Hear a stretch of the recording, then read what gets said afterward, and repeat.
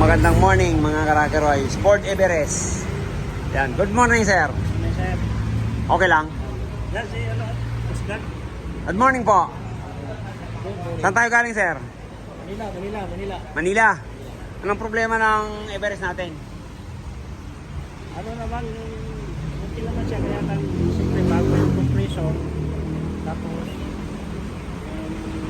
ipalinis ko yung system. Yung system.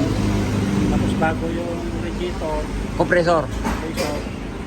kailan malinis yung system. Na hindi nag-flashing. Yes, sir. Yan na lang po gagawin natin. Check muna natin. Oho. Check natin ang lamig. Para malaman natin. Ayan, maganda naman ang lamig.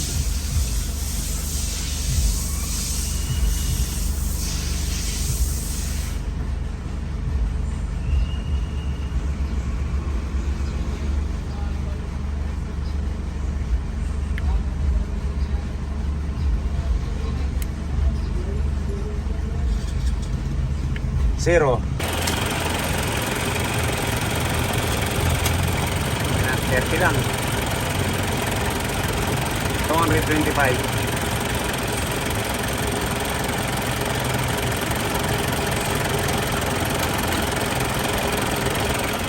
Yan, cleaning flashing na lang po ang gagawin natin. Saka bababa natin yung compressor para ma-change oil kasi pinalitan po ng compressor ay hindi raw po nag-flashing. Kaya para ma-check natin ang system nito kung hindi naman gaano madumi. Ayan po, binaba natin yung evaporator nito para ma-flashing natin. Tingnan natin kung malangis. Pati dito sa likod, yan, check natin. Ayan, tanggalin din po natin yan. Pati condenser, bababa natin. Ford Everest. Ayan, ito. Bababa po natin. Ayan, yun po yung langis. Medyo maitim.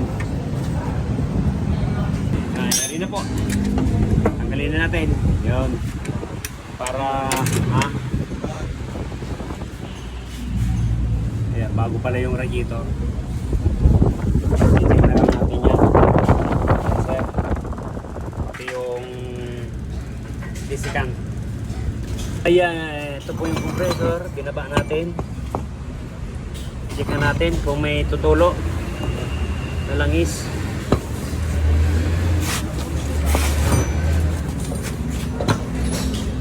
Dinagdagan din to, sir? Dinagdagan? Langis, sir. Oo, nung kinabit. Parang wala rin tumulo. Yung kinabit, niligtas, kinargahan ng prito.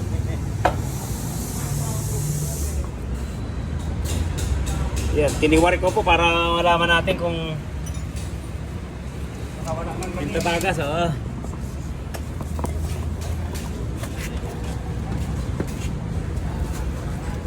Ito po kasi kinabit lang daw po tapos ligtas kaga na.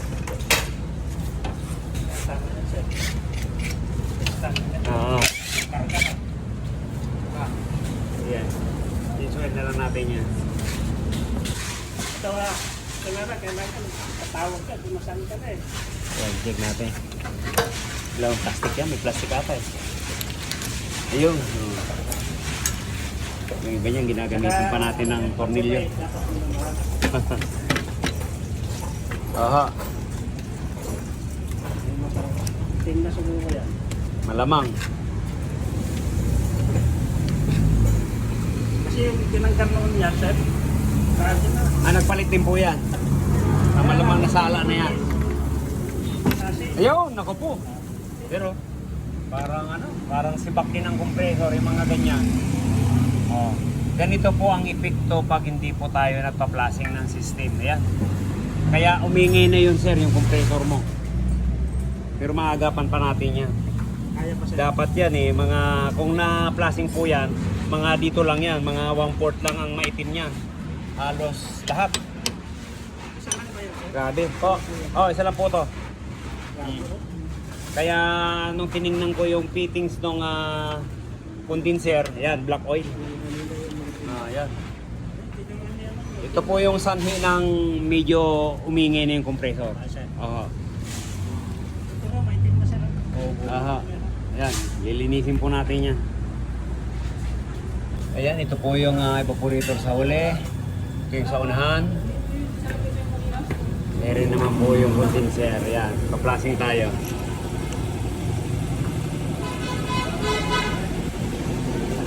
Ayan, mabuti. Ano yan? Tira pa. Kalahati kahapon.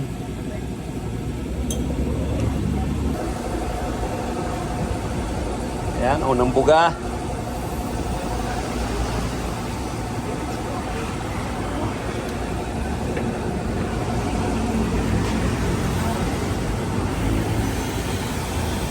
Wala pang ano, no? Ayan. Maitim.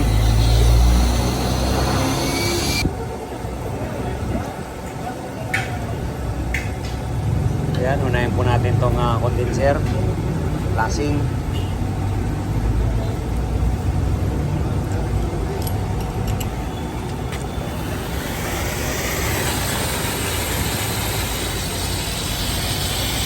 Ayan, sir, oh.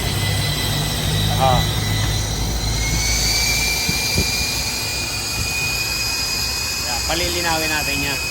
Yan po yung natira doon sa system niya na hindi napalinaw. Kaya nasala na nung filter.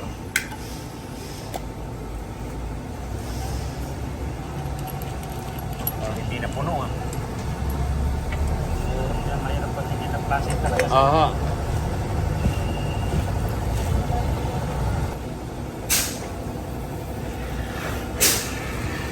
Yun. Oh.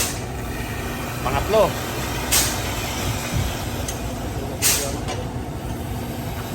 Medyo malabo-labo pa.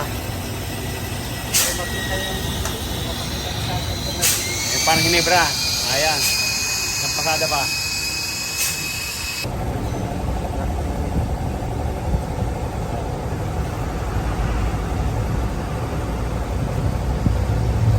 Pre, okay na? Inobserbahan? Inobserbahan? Nilagyan ko presyo. Deliktis? Sige. Oh, yan na, sir. Parang Sprite na o Hinebra. Yan yung sinasabi ko. Ayan na yung napapanood mo. Gusto kong makita doon. Aha.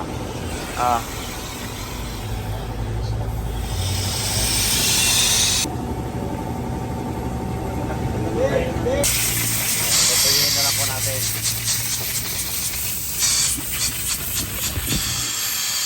Yan, pang-finish na lang po natin yung nitrogen na yan. Kasi meron tayong malaking air compressor. Ayan. Ayan na po. Pinalitan na natin. Na napakaputi.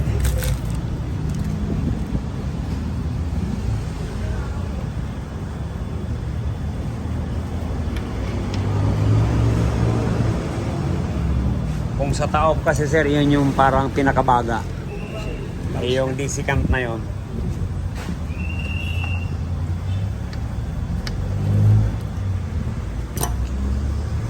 Yan, na-flashing na. Yan, lilinisin naman natin yan.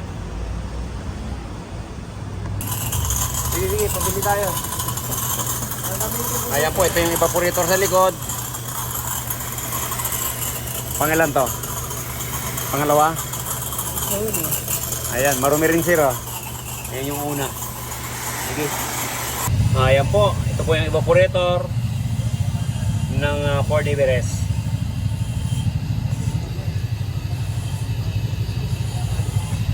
Yan, wala nang bumpong singaw.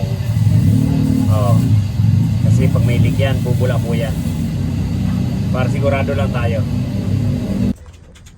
Ayan, ito po yung sanhi ng nagpalit ng compressor, hindi po nag-flashing. Oh, kahit po palitan natin ng ganyan, ganito rin po mangyayari. Kasi sasalain uli nito yung dumi ng system niya. Kaya talagang dapat pag nagpalit tayo ng compressor, palit tayo ng DC cant, saka general flashing tayo. Para hindi po ganito mangyayari. Ngayon medyo umingay na yung compressor, sana mailigtas natin. Hindi tuluyan masira. Didilig na din po natin yung compressor. Buti hindi naman nag-block oil. Nabalik na natin lahat. Ligpit na tayo. Ayan. Sarado, 200. Ayan po dito sa likod. Yan, naibalik na rin natin.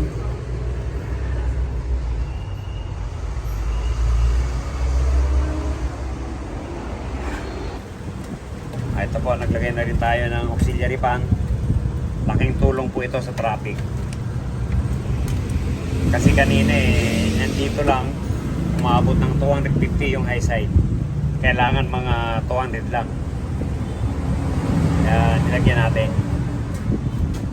Sabay na rin to sa compressor. Ayan, ito po yung relay niya. Pag naglagay tayong auxiliary fan, laging may relay at saka fuse. At ma-shorted yan, bibigay yung fuse.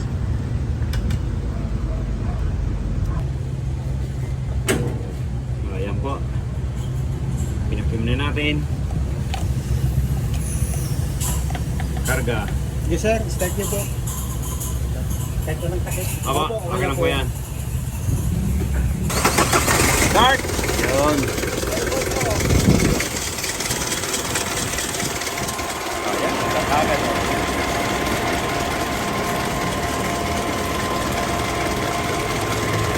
Hindi na po tataas yan ng ganun. Kanina.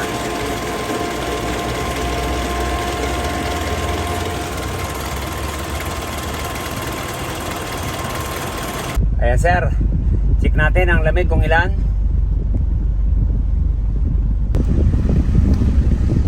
Ayan na po.